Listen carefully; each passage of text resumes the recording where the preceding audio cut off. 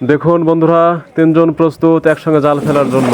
এই যে জাল ফেলে দিয়েছে, কত সুন্দর। আসসালামু আলাইকুম বন্ধুরা। সকালে ঘুম থেকে ওঠার পর শুনতেছি নদীতে নাকি খুব মাছ হচ্ছে। তাই সকালের খাবার শেষ করে চলে গেলাম নদীর ধারে মাছ দেখার জন্য।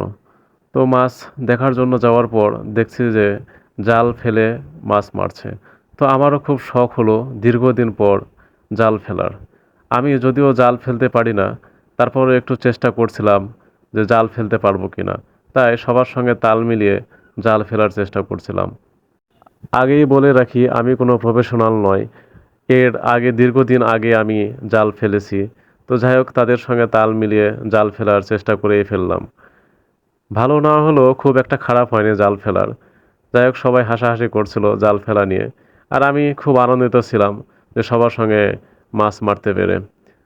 প্রফেশনাল না হলে আপনি জাল ঠিকমতো ফেলতেও পারবেন না, আর আপনার জালে মাছও পড়বে না। তাই জাল ফেলার আগে আপনাকে অবশ্যই প্রফেশনাল হতে হবে। আমি যদিও শখের বশেই জালটা ফেলেছিলাম, কিন্তু মনের মধ্যে একটা অন্যরকম অনুভূতি কাজ করছিল। আমার জালে মাছ পড়বে তো। এর মধ্যে আমার জাল আটকে গিয়েছিল। যাই হোক, বড় ভাই আমার জালটা আবার খুলে দিল।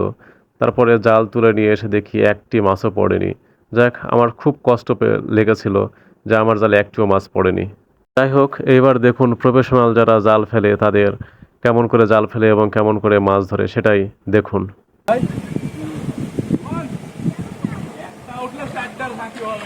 এটা মেলবেন না।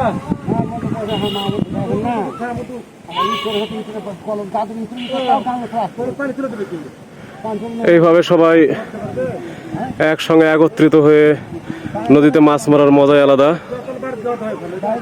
সবাই মিলে ওই যে নদীর ওই পারেও কিছু লোক মাছ মারায় ব্যস্ত আছে।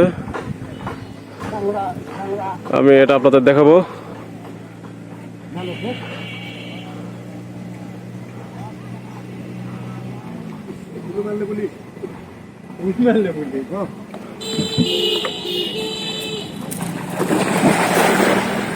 একসঙ্গে তিনটি জাল একবারে ফেলা হলো।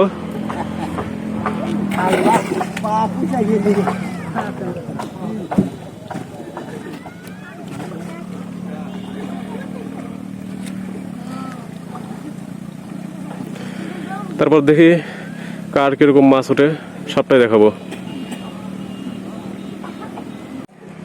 দেখি কার কোন জালে কি মাছ উঠেছে।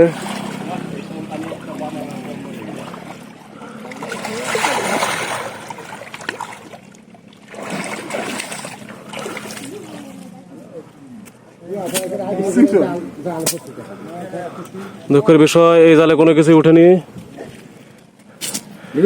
এটাতে ওফ গুড, একটা মাছ উঠেছে। দেখি ওই জালটাই, এটা কি কয়, চুড়ে খড়ি। হ্যাঁ, খড়ি। আর এই যে এটা যেটা লাফাচ্ছে এটা রাইকোড়। হ্যাঁ, এটা হচ্ছে রাইকোড়। এদিকে যেটা উঠছে সেটা এই যে এটা হচ্ছে রাইকোড়। হ্যাঁ, আর এই যে খড়ি হচ্ছে এসব খড়ি। খড়ি উঠতেছে ভালোই আল্লাহর রহমতে। হ্যাঁ, যাই গুড। আমি 3বার বাসায় মাছ পাঠাইছি, বোয়াল পাইছি, রুই পাইছি। ও আচ্ছা আচ্ছা অনেক আচ্ছা। কিছু পেয়েছি, আলহামদুলিল্লাহ ভালোই পেয়েছি। যাই হোক, এইভাবেই তারা অনেক মাছ পেয়ে থাকে। আমি থাকা অবস্থায় এতটুকু মাছ পেয়েছে। মাছ মারা সম্পর্কে কার কেমন অভিজ্ঞতা আছে, যদি থেকে থাকে অবশ্যই কমেন্ট করে জানাবেন। ধন্যবাদ।